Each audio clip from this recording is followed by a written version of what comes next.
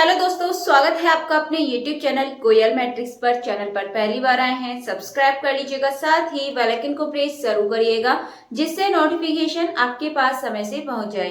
तो आज मैं आपके लिए फिर से कुछ क्वेश्चंस लेकर आई हूं, इनके आंसर्स आपको बताने होंगे। साथ ही आपको ये बताना होगा कि टोटल आपके 10 में से कितने क्वेश्चन सही हुए हैं। आइए चलिए स्टार्ट करते हैं। वीडियो को एंड तक जरूर देखिएगा। अगर अच्छी लगती है तो प्लीज ज्यादा से ज्यादा लाइक कमेंट शेयर कर दीजिएगा। चलिए आइए, फर्स्ट क्वेश्चन आपके सामने है।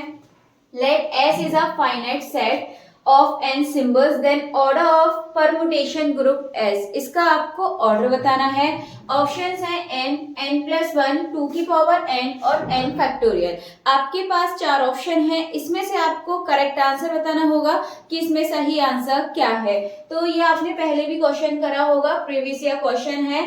तो जब आपसे यहाँ पे बोले कि S is a finite set of n symbol, then order of permutation group जो होता है इसका, ये होता है n फैक्टोरियल। यानी कि क्वेश्चन नंबर 1 का ऑप्शन नंबर डी बिल्कुल सही आंसर हो जाएगा।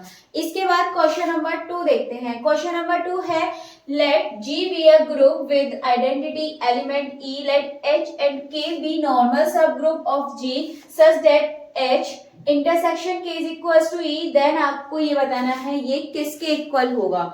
ऑप्शन है मतलब क्या है, ये एक्सटर्नल डायरेक्ट प्रोडक्ट होगा या फिर इंटरनल डायरेक्ट प्रोडक्ट होगा या फिर आपका इंटरनल डायरेक्ट सम या फिर इसका ये प्रोडक्ट होगा। तो 4 ऑप्शंस हैं, इसमें जो सही आंसर है ये होगा आपका एक्सटर्नल डायरेक्ट प्रोडक्ट। मैं दोनों ही बता देती हूँ। यदि आपको इस तरीके से आ जाए, आपको इस तरीके से ऑपरेशन का साइन लगा जाए तो आपको सिंपली बस ये टिक कर देना है एक्सटर्नल डायरेक्ट प्रोडक्ट, और यदि यहाँ पर आपका मल्टीप्लाई का साइन आ जाए तो यहाँ पर आपको फिर इंटरनल डायरेक्ट प्रोडक्ट ये वाला ऑप्शन लगा देना है।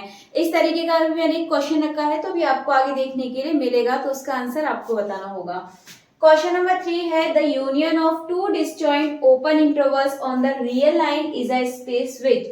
इसको क्या होता है, ये कंपैक्ट होगा, पथ कनेक्टेड होगा या फिर लोकली कनेक्टेड होगा या फिर कनेक्टेड होगा। तो इसका जो सही आंसर है ये हो जाएगा option number C, locally connected इसका बिल्कुल सही आंसर है।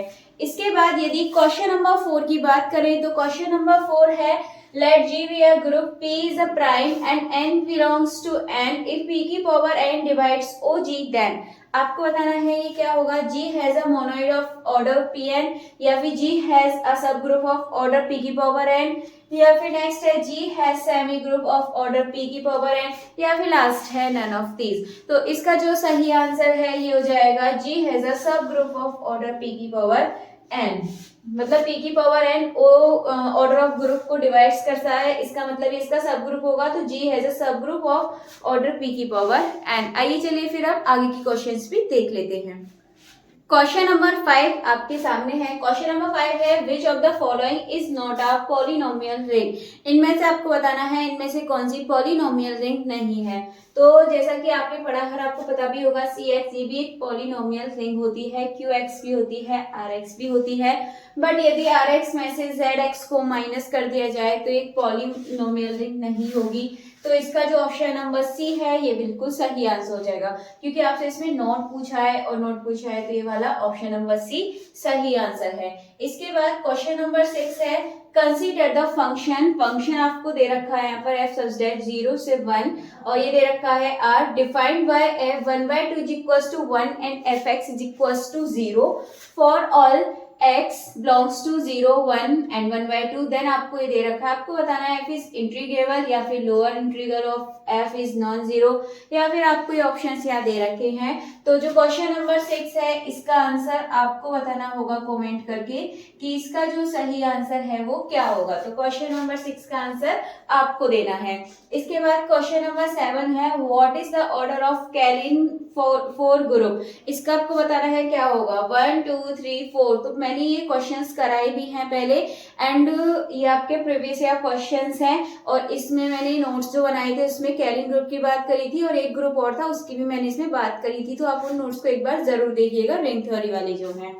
इसमें व्हाट इज द कैलिन, अगर कैलिन फोर ग्रुप की बात करें तो इसमें जो ऑर्डर होता है ये होता है इसमें 4। तो what is the order of Klein's four group, 4 हो जाएगा। तो क्वेश्चन नंबर 7 का ऑप्शन नंबर 4 यानी कि ऑप्शन नंबर डी 4 इसका सही आंसर हो जाएगा। क्वेश्चन नंबर 8 की बात करें तो क्वेश्चन नंबर 8 है algebraic structure in which addition and multiplication are defined and have similar properties to those operation is study of Riemann's integral, ring theory, mensuration या फिर कैलकुलेशन। तो आपको पता होना चाहिए algebraic structure in which addition and multiplication, addition and multiplication की बात हो रही है, define and have similar properties to those operation is study of. तो ये होती है रिंग थ्योरी में, इसमें आपके ऑपरेशन होते हैं एडिशन एंड मल्टीप्लिकेशन के। तो क्वेश्चन नंबर 8 का ऑप्शन नंबर बी यानी कि रिंग थ्योरी इसका बिल्कुल सही आंसर हो जाएगा। आइए चलिए आगे के और क्वेश्चंस देख लेते हैं। क्वेश्चन नंबर 9 आपके सामने है, let G be a group with identity element, let H and K be normal subgroups of G such that H intersection K is equals to E, then H multiply K। अभी आपको इस तरीके का question मैंने बताया था, उसमें क्या था, बस आपका इस तरीके से ऑपरेशन ये पूछा था इसके बारे में, एंड आपसे आप इसमें पूछा है H मल्टीप्लाई K के बारे में। तो ऑप्शंस हैं product, internal direct sum, internal direct product या फिर एक्सटर्नल डायरेक्ट प्रोडक्ट। मैंने आपको भी बताया था जब ये वाली कंडीशन थी तो आपका क्या था, ये एक्सटर्नल डायरेक्ट प्रोडक्ट, और जब ये वाली कंडीशन आ जाएगी तो इसका आंसर हो जाएगा क्वेश्चन नंबर 9 का ऑप्शन नंबर सी यानी कि इंटरनल डायरेक्ट प्रोडक्ट। ये इसका बिल्कुल सही आंसर है।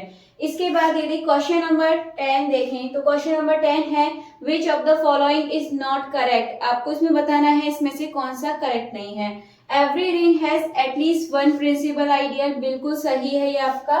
मतलब जो रिंग होती है every ring has at least one principal ideal, हर मतलब सभी रिंग के पास अपना एक प्रिंसिपल आइडियल जरूर होता है। इसके बाद ऑप्शन नंबर बी है the ring of integers is a principal ideal ring, ये भी इसकी बात सही है। ऑप्शन नंबर सी है every field is a principal ideal ring, जो सभी फील्ड होते हैं यानी कि every field is a principal ideal ring, बिल्कुल सही है। एंड यदि 4 की बात करें every ring with unit element has at least one principal ideal, ये इसके लिए जरूरी नहीं है, इसीलिए आपसे इसमें क्या पूछा है, नॉट करेक्ट पूछा है कि इसमें से कौन सा करेक्ट नहीं है। तो इसका जो ऑप्शन नंबर डी है every ring with unit element has at least one principal ideals, ये इसका रॉन्ग यानी कि क्वेश्चन नंबर 10 का राइट आंसर हो जाएगा। तो क्वेश्चन नंबर 10 का ऑप्शन नंबर डी बिल्कुल सही आंसर हो जाएगा। इसके बाद मैंने आपको 10 क्वेश्चंस कराए हैं, अब आपको एक क्वेश्चन का आंसर करना है। मैंने आपको बताया था उसका आंसर आपको कमेंट बॉक्स में देना है, साथ ही आपको अपना स्कोर भी बताना है कि टोटल जितने भी क्वेश्चन थे यानी कि 10 क्वेश्चन थे, 10 में से आपको कितने क्वेश्चन आते थे, कितने आपके सही हुए हैं। बाकी मैंने इससे पहले आपको बहुत सारे DSSB DGT मैथ्स के प्रीवियस ईयर क्वेश्चंस कराए हैं, अदर स्टेट की भी मिक्स है, उसमें आप प्लेलिस्ट जरूर देखिएगा, नोट्स भी आपको मिल जाएंगे, टेलीग्राम ग्रुप को ज्वाइन कर दीजिएगा। और बाकी आपको और भी किसी टॉपिक के यदि क्वेश्चन चाहिए तो उसके लिए आप कमेंट करके बोल सकते हैं, मैं उसके आपको प्रीवियस ईयर क्वेश्चंस करा दूंगी। और आज की जो वीडियो है इसको यहीं पर फिनिश करते हैं, मिलते हैं हमारी कल की वीडियो में नए क्वेश्चंस के साथ। तब तक के लिए आप ज्यादा से ज्यादा वीडियो को लाइक कमेंट शेयर कर दीजिएगा।